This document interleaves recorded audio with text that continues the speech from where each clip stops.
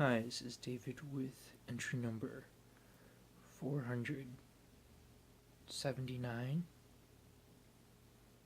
I think.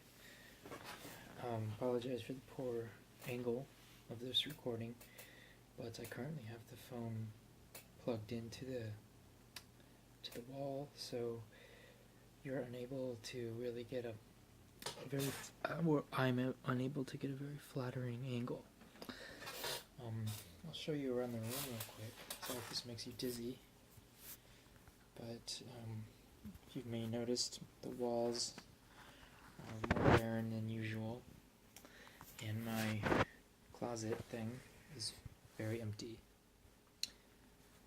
So that means only one thing that I've packed for my impending departure. I'm just going to move down onto the bed because this is a bit of a weird angle. There we go. Sorry for the bump. It is a bit sad having to pack, and in retrospect,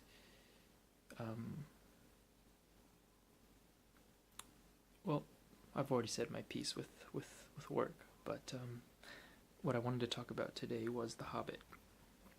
The Battle of the Five Armies. I saw it today, just a few hours ago, and I have some thoughts. Overall, I would say it was a pretty good movie.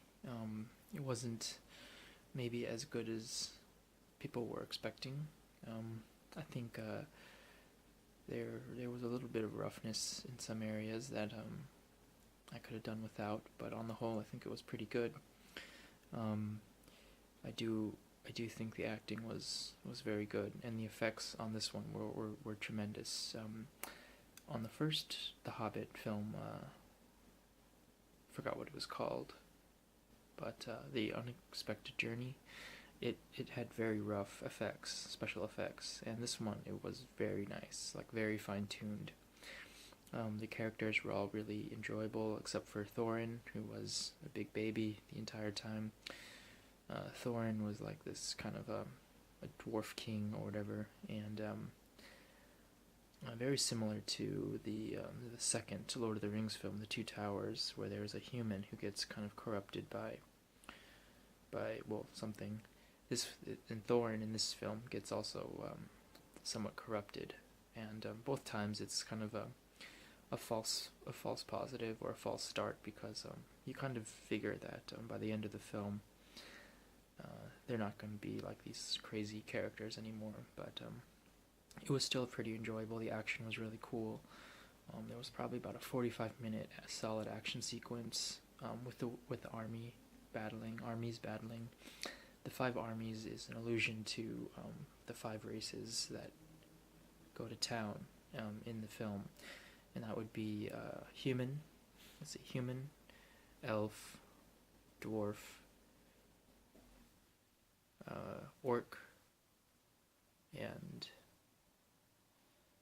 what would be the third one, or the fifth one? Maybe magic. I'm not sure. Eagle. But there are five armies that go to war, and it's a pretty cool action sequence. A lot of really cool effects, really cool armor. One of the biggest letdowns between the Hobbit and Lord of the Rings series was the fact that The Hobbit used a lot of special effects, and Lord of the Rings, which also used a lot of special effects, but the Lord of the Rings also used a lot of practical effects as well. And practical effects are like makeup and costuming and that kind of stuff. And generally, it's pretty much a rule of thumb that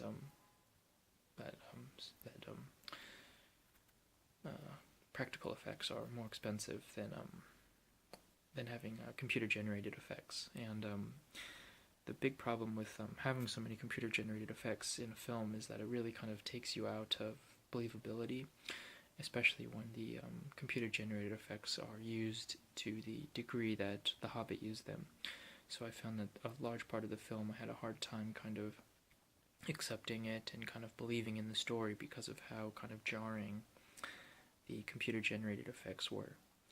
But on the whole, it was a good film, and I'm glad I watched watched it. It was very long, about 2.5 hours long, but on the whole, it was good. So that's about it. I did take a nice walk afterwards and went around the city, had a nice lunch of dumpling soup, and now I'm back here for an hour or so, and then I'm going to go out and meet a couple of the scholars and say goodbye to them, and then that'll be it for me and them, and then yeah, and then that's pretty much it. So yeah, I'm pulling out. So thanks for watching, and I'll give you a little update tomorrow on some other stuff, but it's been good. So thanks for watching, and I'll talk with you tomorrow. Bye.